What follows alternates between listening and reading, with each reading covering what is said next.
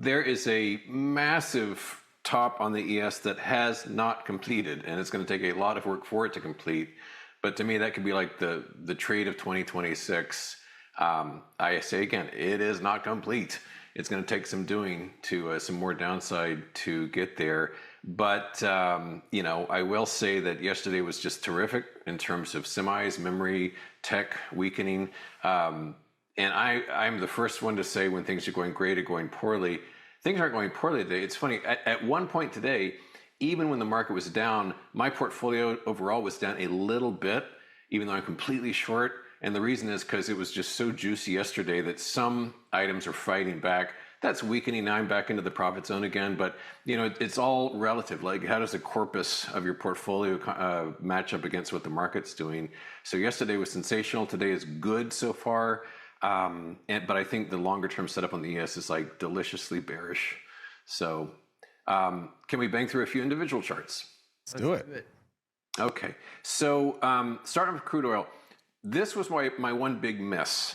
Not because I got it wrong, I got it super right, but I didn't do anything about it. Crude oil is just off to the races here. You may remember a few days ago we were looking at this price gap. It closed it beautifully and then some by a few pennies here, and it stabilized, and then uppity it goes, and I think it's got plenty more perspective upside. From a charting perspective, easily to seal that price gap. Shame on me. XLE looked really good. XOP looked pretty good. Crude oil looked quite good. They're all doing well. So nailed it on the chart, blew it on the execution because I have no energy positions at all.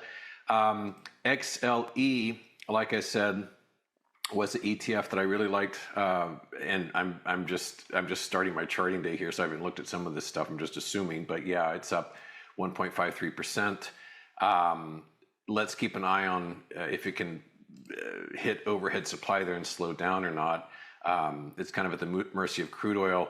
And then XOP, and here's a really interesting test. This is up 2.4%, but look where it is relative to that right triangle. If I sort of close my eyes to what's going on geopolitically and with oil, it's like, looks like an interesting short setup.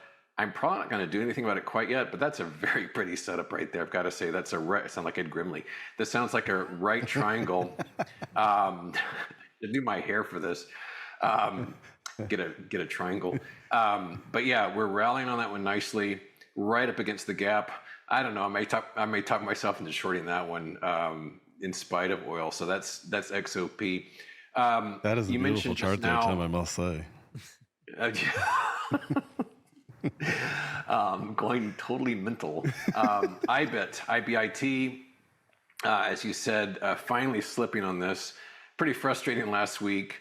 I gave it a go yesterday again. I put all of one of my portfolios into an BITI long, which is the inverse of Bitcoin.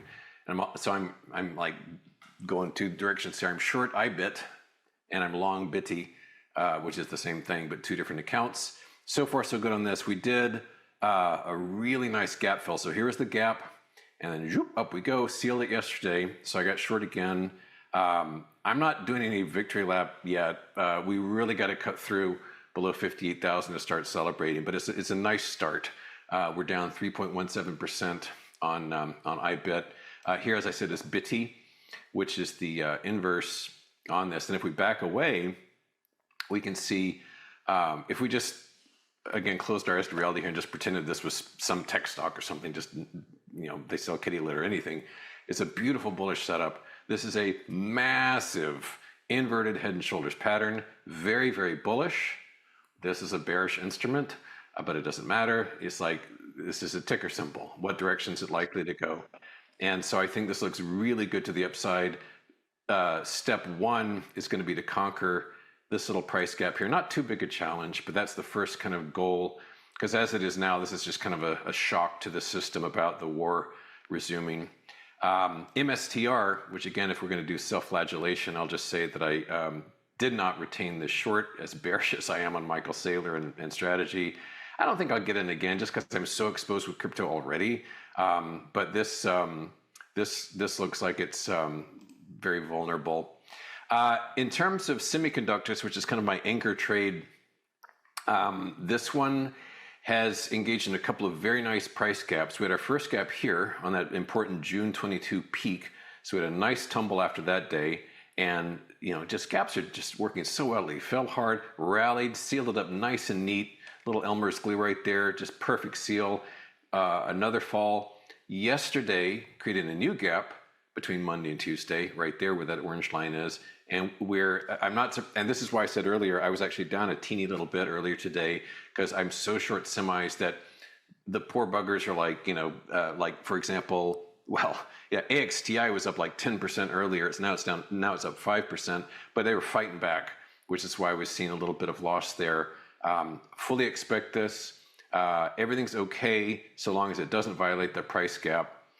Longer term, SMH looks vulnerable. And, just the narrative is definitely shifting fast in terms of hyperscalers, memory chips, China dominance, making their own chips, having very inexpensive AI technology that American companies are starting to adopt. The story is changing pretty rapidly. But as I said, the fightbacks here are happening in places like AXTI, up about 6%, CIEN, which all these have been terrific recently, but just as of the past 45 minutes, doing a little fight back. This is up a little 2% plus. Micron up just a little bit. I emphasize, as long as they stay below their gaps, it's okay. These little fight backs are okay. The medium-term trend, I think, is clearly downward. SMTC, which is up a little, and I didn't bother drawing a gap, but you can see it's right there. They're all between Monday and Tuesday. And then WDC, which is also up. And look at that. As I said, I've just started charting today. Beautiful gap seal. So, this is kind of thing where that's picture perfect. That's just what I want to see. Just start to sell off from these kinds of levels. The last little, I'll just punch this in manually, is the NQ. And this is an interesting one because on the one hand, we do have a core trend failure from that March 30 rally. And over the past several weeks, just been grinding away in this enormous range. We pushed to a multi-week low in this trading session, and it's going to take some real sledgehammers to punch through these lower bounds right here, because we're very much at the lower end of this multi-week range. So I'm kind of cautious right now. It's been a very good week or so, but the bears definitely, they're at some risk here of the market shaking off these geopolitical worries and resuming a rally and just doing yet another push higher into that cycle. Done. Love it. That was awesome.